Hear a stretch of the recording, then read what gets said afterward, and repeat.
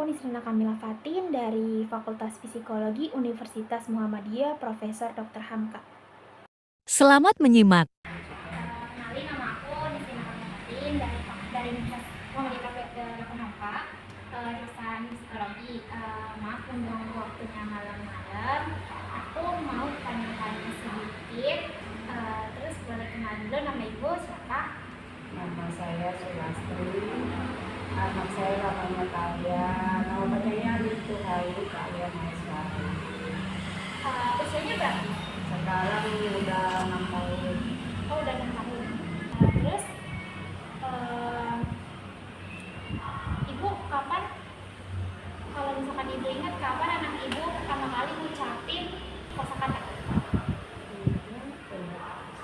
Siapa itu sih kalian?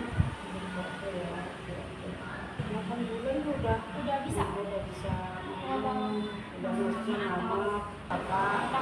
kak, mbak, kakak, Udah bisa udah dipikir. dipikir.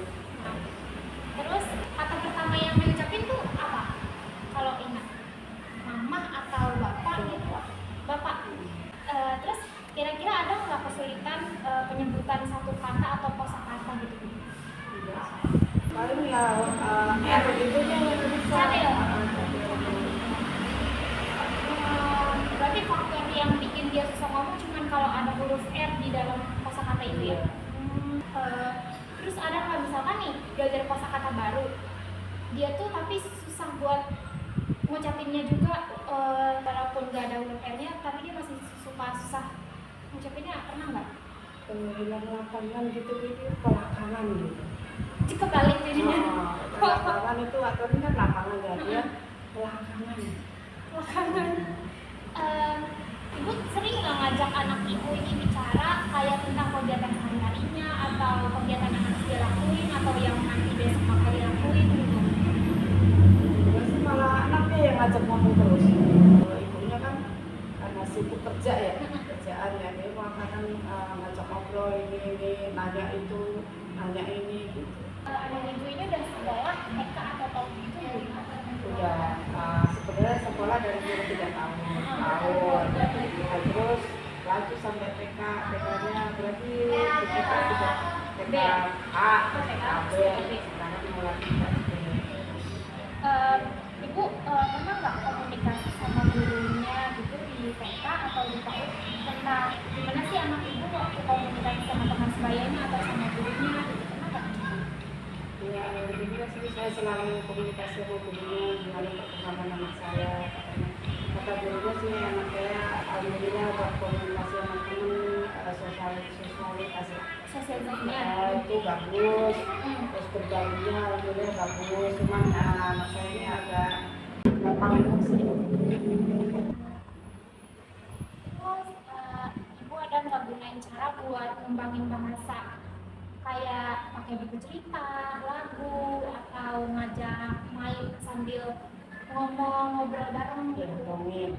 dongeng baca itu dongeng.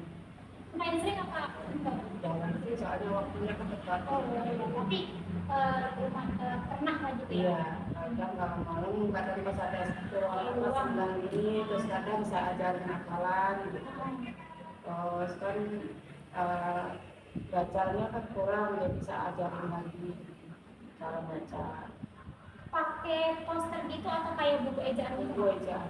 Ibu ada nggak cara kayak merespon waktu diajak ngomong gitu sama anak ibu, tapi kata-kata anak ibu nih masih gak jelas gitu? Terus dia agak kesini kok, ada ini masih juga ngomong gitu. Terus punya nggak ibu saran buat orang tua di luar sana, kalau misalkan ngadepin anak yang di masa-masanya perkembangan bahasa ini lagi aktif macam-macam orang tuanya, walaupun bahasanya masih sulit gitu diucapin? Ya sebagai orang tua kita harus sabar, kita dengerin dia ngomong apa. Kalau anaknya pengen sekolah, kita silakan biar sekolah aja, tapi jangan dipaksain untuk belajar.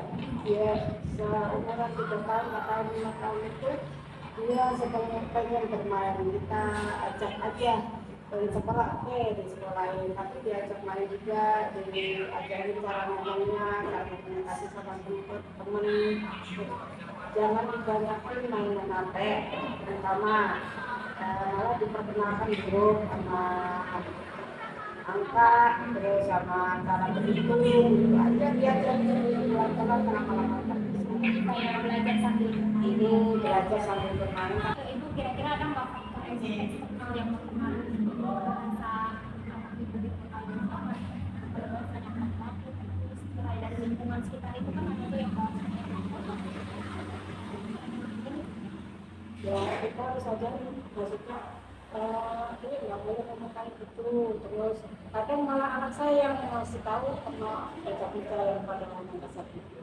oh, jadi dia nggak tahu. Iya, masih tahu nggak boleh kayak gitu, ngomong jorok kecil, kamu nggak sopan dong. Dia yang marah. Iya, yang marah. Itu waktu umur masih 5 tahun. Kalau sekarang lebih jalan. Kalau ini ngomong kasar.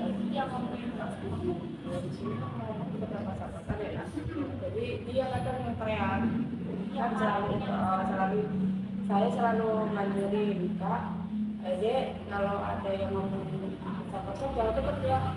Ya, kalau ada yang ngomong kasar dia malah yang marah-marah. Mas, kakak, ngomongnya yang sopan dong. Ada anak kecil nih. ibu mungkin cukup aja. Makasih udah luangin waktunya buat obrolan. Makasih ibu sebelumnya. Nah, setelah menyimak wawancara tersebut, yuk kita bahas lebih lanjut mengenai pentingnya peran orang tua dalam mengembangkan kemampuan bahasa anak mereka. Di era yang udah berkembang pesat ini, masih banyak loh orang tua yang belum tahu cara yang efektif untuk mengembangkan kemampuan bahasa anak mereka.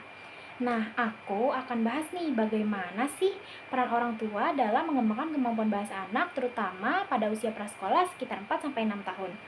Aku akan jelasin langkah-langkah praktis yang bisa diambil orang tua untuk membantu anak-anak mereka untuk menguasai keterampilan bahasa dengan lebih baik.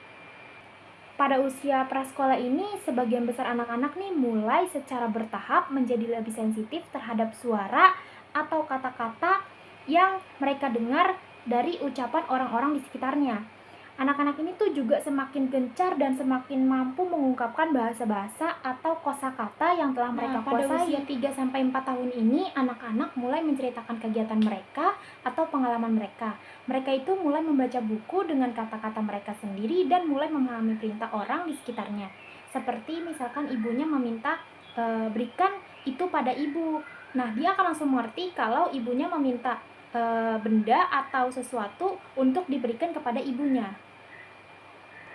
Kemudian di usia mereka yang ke-4-5 tahun, anak-anak ini mulai menyatakan alasan terhadap apa yang mereka inginkan dan apa yang tidak mereka inginkan. Dan mulai menceritakan kembali cerita dongeng yang pernah mereka dengar. Pada usia 5-6 tahun ini, anak-anak ini mulai terlibat dalam pemilihan kata dan memutuskan aktivitas yang akan mereka lakukan bersama teman-temannya. Seperti, nanti sore main ke sini ya, kita pakai baju ini ya. Mereka ini memiliki kata yang lebih banyak dan lebih lengkap untuk melakukan komunikasi verbal dengan teman-teman mereka. Nah, peran orang tua dalam setiap tahapan perkembangan bahasa anak sangat penting dan banyak loh.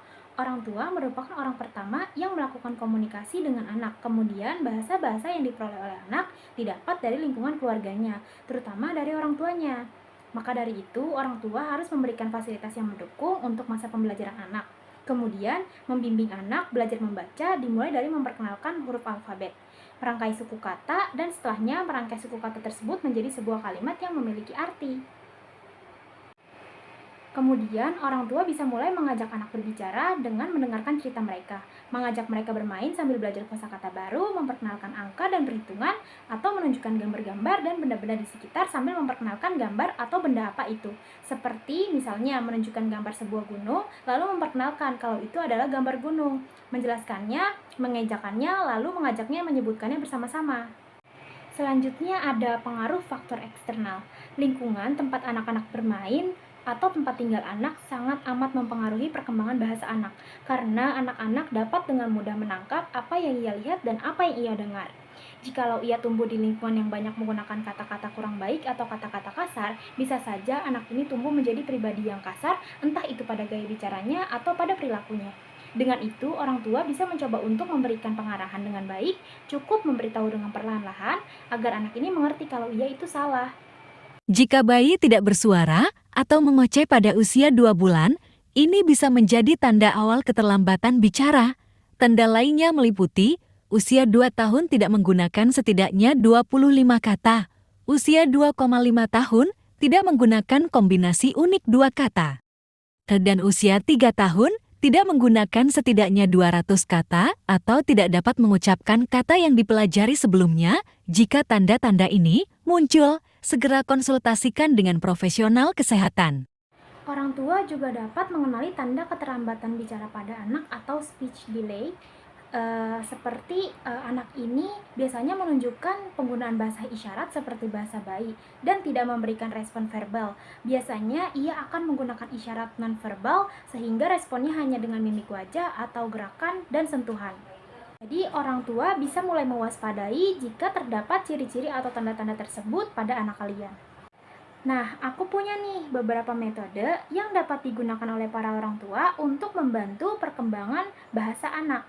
Yang pertama, walau sesibuk apapun orang tua, sempatkan melakukan kegiatan belajar bersama atau mengobrol ringan dengan anak di sela waktu yang ada. Yang kedua, sering mengajak anak berkomunikasi agar anak ini lebih terlatih bahasanya. Kemudian, untuk menunjang proses pembelajaran tersebut agar lebih efektif, mungkin orang tua dapat memberikan fasilitas berupa buku cerita anak, buku ejaan, atau poster.